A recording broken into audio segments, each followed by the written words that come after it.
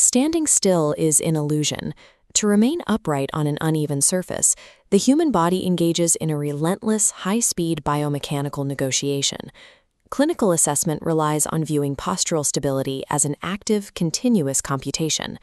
This model illustrates the three primary data streams driving that computation. The visual channel provides spatial mapping, orienting the body relative to its environment. The vestibular system in the inner ear tracks head orientation and acceleration through fluid dynamics. The somatosensory network forms a ground feedback loop, using tactile and proprioceptive receptors to map joint position and physical contact. When a visual impairment like cataracts degrades the signal, the vestibular and somatosensory nodes immediately increase their processing intensity to maintain vertical alignment. This neuromechanical architecture is known as sensory redundancy.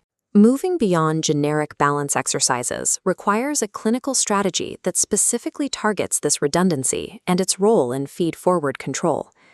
Analyzing these systems requires treating them as interconnected data streams. This diagram represents motion frequency, the rate at which the body sways along a specific vector over time. Each sensory system monitors a distinct range of these frequencies.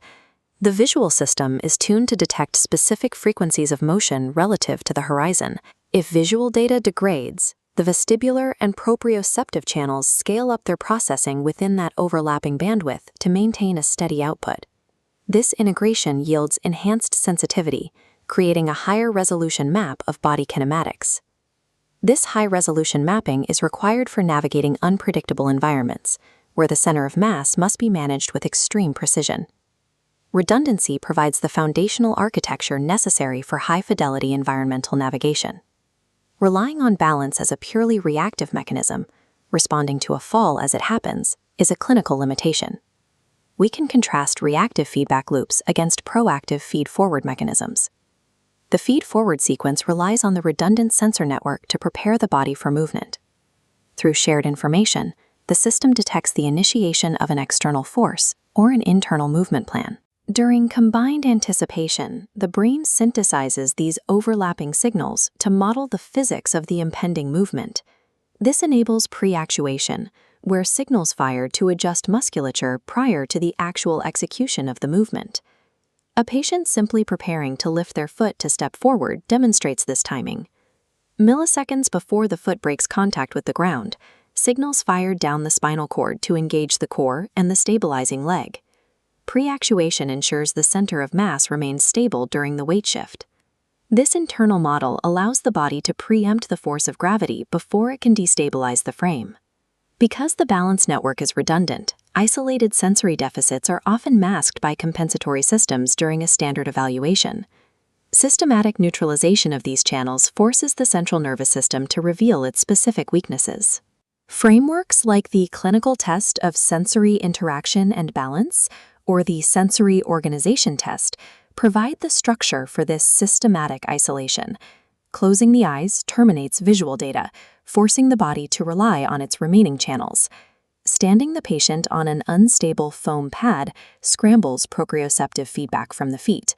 Neutralizing both vision and ground feedback forces the patient's postural control to rely entirely on the vestibular node.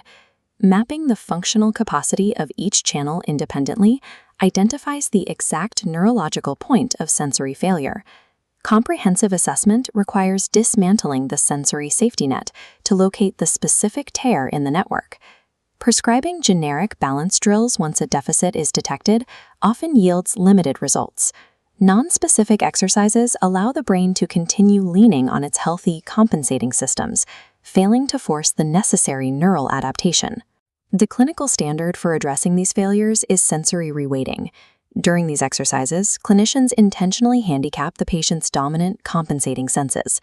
This targeted handicapping forces neural adaptation in the underutilized, impaired channel, restoring equilibrium to the network.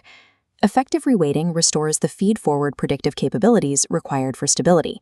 This approach leads to measurable reductions in dizziness, effective fall prevention, and restored functional independence. By measuring and training the specific architecture of redundancy, clinicians systematically rebuild the patient's internal stability from the ground up.